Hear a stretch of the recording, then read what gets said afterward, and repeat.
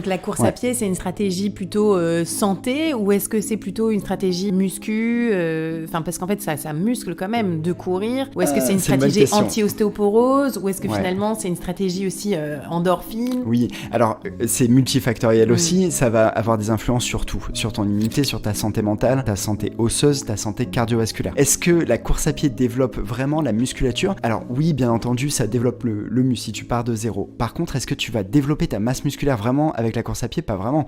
D'ailleurs, tu vois les coureurs élites, c'est pas des monstres de muscles, au contraire. Souvent, c'est des gens qui ont pas de fesses, tu vois, sur du long. C'est des gens qui ont des cuisses très très fines, des mollets très fins, parce qu'en course à pied, plus t'es léger, plus tu vas performer.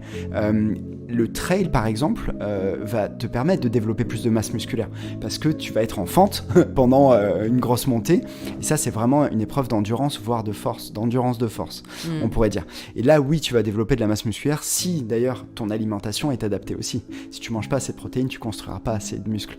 Donc, je dirais pas que la course à pied a une visée de construction musculaire, de croissance musculaire.